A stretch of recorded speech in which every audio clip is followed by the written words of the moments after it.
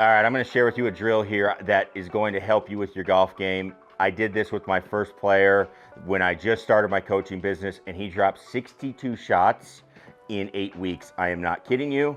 I'll tell you how I did it.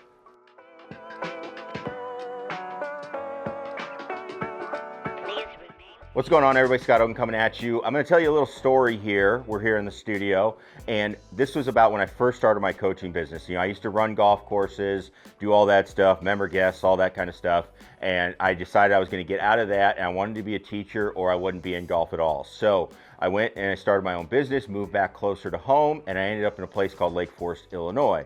Now, while I was there, I got to work with a student named Owen. And my thing is, with my business, it's all about, hey, I want you to shoot lower scores. Yes, I want you to swing better and all that too. That plays a part. But we need to show you how to actually get on the golf course and post a lower score. That is not the same thing as working on your swing.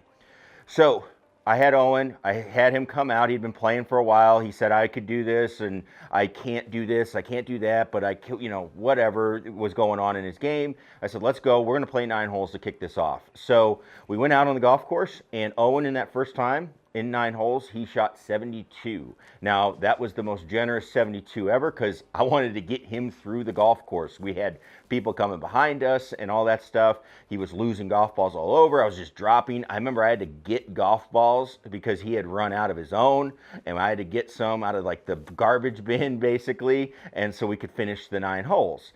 And what we determined was, as we went through, Owen had a lot that he needed to work on. However, the problem was, how are we going to attack this? So what I decided was we were going to work on this one very, very basic drill that was going to help him. And I'm going to show you what that drill is right now. Now, when I show it to you, you're going to see that I use a card in it. That card is 100% free. I'm giving it away, so you can get that down below because I want you to have it. I truly believe in what we're doing here, that this is going to help you. And so this drill that we're doing is a very simple yardage gapping drill, okay? I can't stress this enough when I work with players, and when I talk with players and teachers. When I was just down in Florida for the PGA show, we were talking about, hey, do your players know their yardages? And I'd say about 90% say absolutely not, okay? 90% of golfers do not know their yardages, how far they hit it. They think they know how far they hit it, but they don't know. So they need to get some knowledge and start building that so they can go out and make better decisions on the golf course. So what we have here is a card that I use that is going to help you. And it's a drill in itself, but I'll explain to you how it can really help you identify and work on some things in your golf game. So what you can see here, very simple card here. You got different clubs, and when you're looking at this, I've got the odd number clubs. What I do is, we do this often, so I switch it and say, hey, let's go to the evens the next time. So you're just kind of always going back and forth. The reason we won't do this and do every club at the same time, you're going to get tired. It is a lot of shots consecutively. So I want you to just hit shots, maybe pick a couple of clubs and do it. I usually will do like, hey, let's do the short irons today. Let's do the wedges. Or, hey, if you're going to do this for 3 days, all right, do this, this, this. Just have a break as you do it. But very simple. You can see the clubs out here. And you've got next to it, you have a power, okay? So when we got the power, what I do is we work on, all right, what happens if you hit a 75%, and you can change this. You can do a 50% if you want, okay? And I typically go through and say, let's do this, 75%, 100%, okay?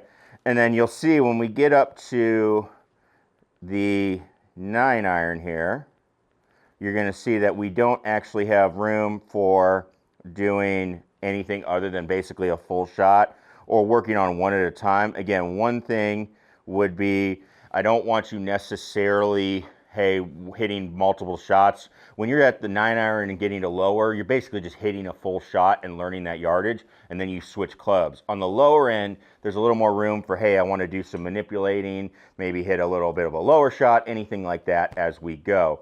So we've got our distances, we write those down, and then what we're going to do is hit 5 shots for that particular distance. Now, I'll go through, I'm going to do the first one.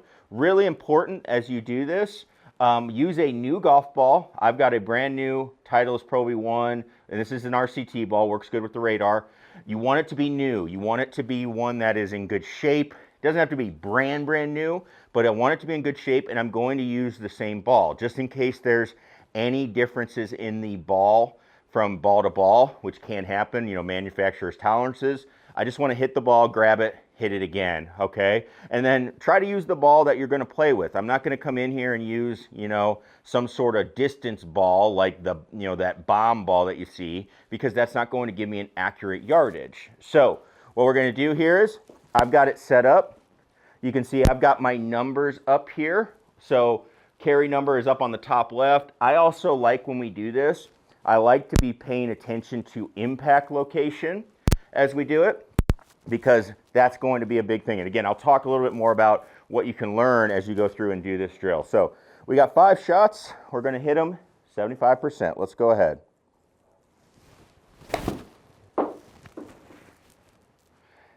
.66 on that first one. Let's see here. So we got a right. And again, this is going to be carry yardages as we do this. Okay, carry.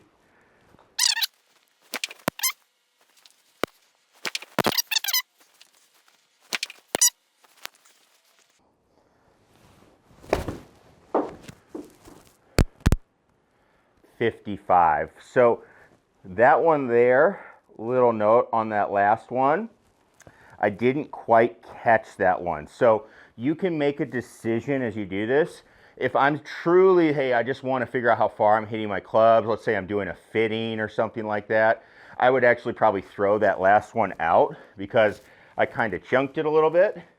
But in this drill, this is a drill we're doing, I want to make sure that I keep that one in there because that is part of the drill as we go. So a couple of things that we're looking for, and this is how we helped Owen out, and this is how I help pretty much all of my students out, is we start identifying, hey, you are hitting the ball and you are hitting it and it's going a variety of distances. What would you actually plan on as you go through this, okay?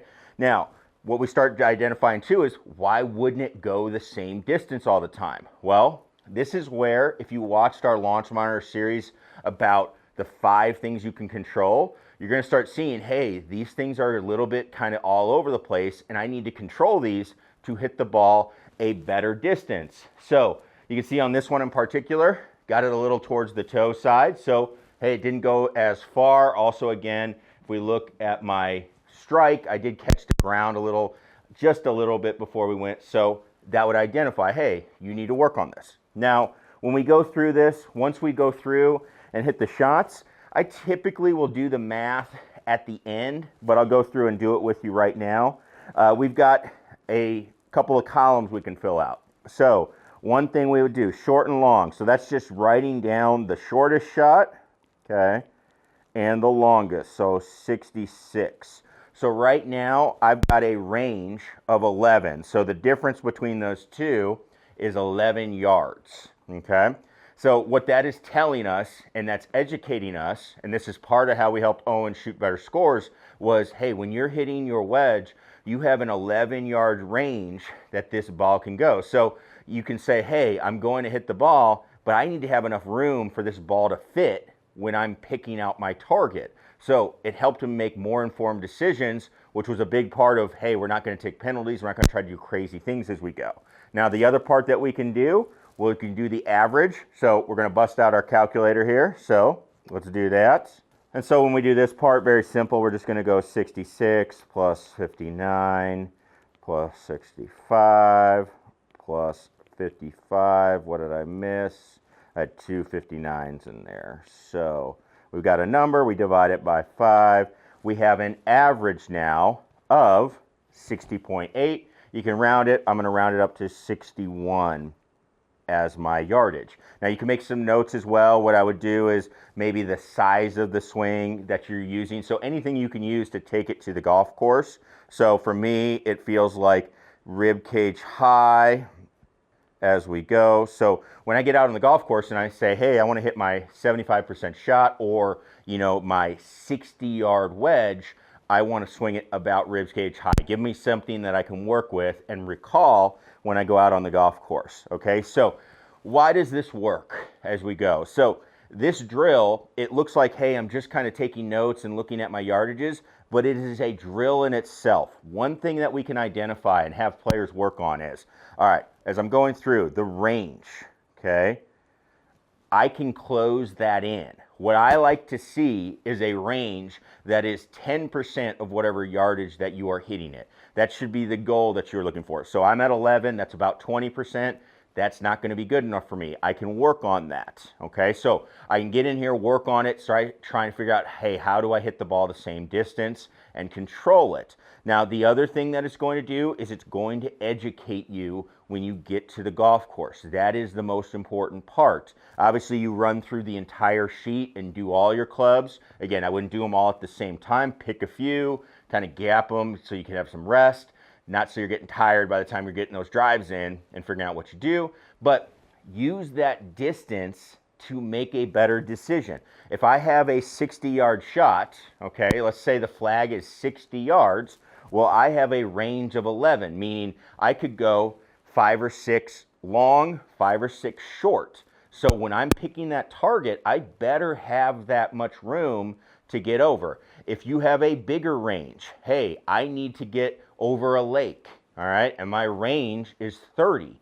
Well, I better at least pick a club that's got 15 yards before that water and I can get over it. This is how we strategize. This is what you see with PGA Tour players. If you ever hear them talk about a system called Decade, that is what is going on. Essentially, it is understanding what you do and then using it to pick out targets that work, okay? This drill will help you. If you work on it, you constantly are learning your yardages, you will get better. If you work on getting your range dialed in, you will get better and you will make better decisions. Another note, when do I have players do this? We do this about every 6 weeks, okay? If it's just kind of playing golf throughout the year, we do it every 6 weeks. Kind of as seasons are changing, maybe we've made a change. We'll do it anytime there's a major swing change and we see that the distances are changing. All right, let's get a yardage gap out. Let's get an idea of what our numbers are, and then we'll go from there. I also have competitive players. If you're going and traveling, playing at a tournament, you show up on site, you do this pretty much every day, at least doing some of the clubs, getting a feel for how far you're hitting it. If you're in a different location, get your distances, get your adjustments for wherever your location is at based on elevation, humidity, all of that stuff. So we're constantly figuring this out and making sure we can do this as good as we can. So again, this card is helpful. I like writing it down. I have the PDF for you. It is 100% free in the description. Download it and take a look at it and use it. It will help you out. It will help you with your devices. If you don't have a device, do it on the range. Just figure out how far targets are. We used to do it with cones, just lasering cones out there and saying that, all right, it's this far, and then you can get an idea about how far. Use an estimation, see what you got. That's what we did, and that's how we figured out how we can do this. And this is what we did with Owen. Literally for 8 weeks, we just worked on, hey, you're going to start with a lob wedge and be able to hit this. Then once you show me, you can hit the ball in the center enough and you can control, hey, it's going to go this direction or this direction to a point that I am satisfied with that's going to help you shoot lower scores. We will move up. But until you do that, it's no point in going faster because you can't do it with the slow one anyway. So we did this. It was painful. I'm sure if he was here, he would tell you it was a painful process, but hey, it got him better, and now he's out there. He can actually swing all of his clubs and be able to move the ball because he worked on the basics and he worked on understanding his game better. So again, one I can't recommend enough to do. We do it all the time, and I think it's going to really help out your game, especially as we're moving into the season. So if you have questions, you have comments, please leave those down in the description below. And as always, thank you so much for joining us on the channel. And as always, click that subscribe button if you're not a subscriber already. Thanks everybody for tuning in. We'll see you next time. Peace.